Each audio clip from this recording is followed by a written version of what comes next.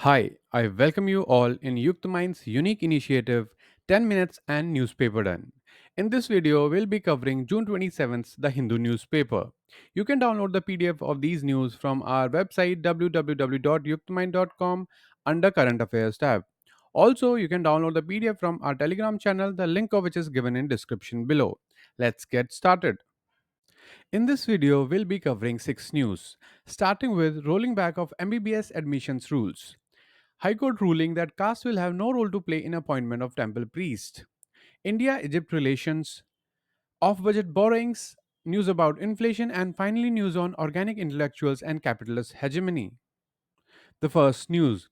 The National Medical Commission, that is NMC, has withdrawn the recently issued Graduate Medical Education Regulations of 2023 for MBBS admissions. The guidelines, issued on June 12th, included the new rules on competency based medical education curriculum, recruitment of manpower for research facilities in a medical college, admission of students under disabled category, and format for submission of information for admissions. Moving on to the second news. In a significant verdict, the Madras High Court on June 26th made it abundantly clear that pedigree based on caste will have no role to play in the appointment of Archaka, that is, temple priest, if the person so selected to the post was well versed, properly trained, and fully qualified to perform pujas and other rituals as per the requirement of Agama Shastra applicable to the temple concerned. Justice N. Anand Venkatesh said the Supreme Court had, in Shamal and other versus State of Tamil Nadu, 1972, held that appointment of an archaka to a temple would be a secular function, and only the performance of religious service by those priests would be an integral part of the religion. In that verdict, the apex court had clearly differentiated between a secular and religious function. So, in order to substantiate his conclusion, he further relied upon the 2002 Supreme Court verdict in N. Adityan versus Travancore Devasam Board, in which the customary claim for performance of rituals only by Brahmins or Malayala Brahmins in particular was negated. The court ruled that the rituals could be performed by any trained person qualified to perform the puja in an appropriate manner. The court said if traditionally or conventionally in any temple all along a Brahman alone was conducting pujas, it may not be because a person other than the Brahmin is prohibited, but because those others were not in a position and, as a matter of fact, were prohibited from learning, reciting, or mastering Vedic literature, rites, or performance of rituals, and wearing sacred thread by getting initiated into the order. The third news. The decision by India and Egypt to upgrade their ties to a strategic partnership is a significant move for India's ties with the West Asia, North Africa region, that is Vana region, that is long overdue given their historical ties. So let us read about a brief history of India-Egypt relations. The two countries signed a friendship treaty in 1955, and India's support to Egypt, including during the Suez Canal crisis in 1956, eventually led to the non-aligned movement in 1961, with both as founding members. They were also instrumental in the G77 grouping and South South cooperation initiatives. During the Cold War, India and Egypt were united over their desire not to become camp followers of either the US or the Soviet Union. More recently, their positions on the Ukraine war have been extremely similar. That is, refusing to criticize Russia's actions but not condoning them either and calling for a diplomatic resolution. Last year, India's decision to supply wheat to Egypt, one of the world's biggest importers that was hit by the blockade on exports from Russia and Ukraine last year, before the Black Sea Grain Initiative stepped in, won New Delhi much goodwill in Cairo. The two sides are also pursuing close cooperation in green energy, pharmaceuticals, and defense, with MOUs in agriculture, archaeology, and antiquities and competition law. In March, Egypt joined the new development bank set up by BRICS and is keen to join this grouping that will deliberate new membership at its summit in Cape Town this August, where Egypt will seek India's support. Moving on to the fourth news.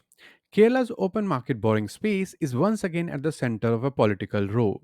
The latest dispute came into limelight in May with a letter from the Union Finance Ministry pegging the open market borrowing limit at around Rs 15,000 crore, which is lower than the state's projections. The Kerala government contended that it was eligible to borrow around Rs 32,000 crore, that is equivalent to 3% of gross state domestic product, in line with the Finance Commission's recommendations. The letter read, It has been decided by the competent authority in Government of India to accord consent to the state government of Kerala under Article 293 subclause 3 of Constitution of India to raise open market borrowing of around 13,000 crore. The controversy is primarily because of off-budget borrowings. In recent years, Kerala's open market borrowing has become a matter of public debate ever since the CAG of India warned that the off budget borrowings by Kerala Infrastructure Investment Fund Board, that is KIIFB, a special purpose vehicle for mobilizing funds for infrastructure projects, and the Kerala Social Security Pension Limited, that is KSSPL, could plunge the state into a debt trap, a fear which the state government rejected as being wholly unfounded. Ignoring the state's objections, the center decided to treat both these entities' borrowings as direct liabilities of the state, resulting in the reduction of around rupees 14,000 crore from the latter's borrowing limit in four annual installments. The state government's argument that these borrowings are not contingent liabilities was not accepted. The Kerala government said that the center government itself resorts to off budget borrowings and they are not included in its overall debt or fiscal deficit. Now let us read about Article 293, Subclause 3. According to it, a state may not, without the consent of the Government of India, raise any loan if there is still outstanding any part of a loan which has been made to the state by the Government of India or by its predecessor government, or in respect of which a guarantee has been given by the Government of India or by its predecessor government. The fifth news. The Bank for International Settlements, that is BIS, has called for more interest rate increases, warning that the world economy is now at a crucial point as countries struggle to rein in inflation. According to it, despite the relentless rise in rates over the last 18 months, inflation in many top economies remains stubbornly high, while the jump in borrowings costs triggered the most serious banking collapses since the financial crisis 15 years ago. According to it, the longer inflation stays elevated, the stronger the required policy tightening, and there is also the warning of possibility of further problems in the banking sector was now material. The final news of the day. The concept of the organic intellectual was introduced by Italian Marxist Antonio Gramsci in Prison Notebooks, a series of essays written during his imprisonment by the Italian fascist regime in 1926. The reason that we have chosen this news is because in 2016 Ethics Mains paper, a question was asked about John Rawls' social justice theory. So, as Gramsci is equally famous, this can also be asked. So, the concept of organic intellectual is one of the most important components in understanding Gramsci's philosophy of praxis.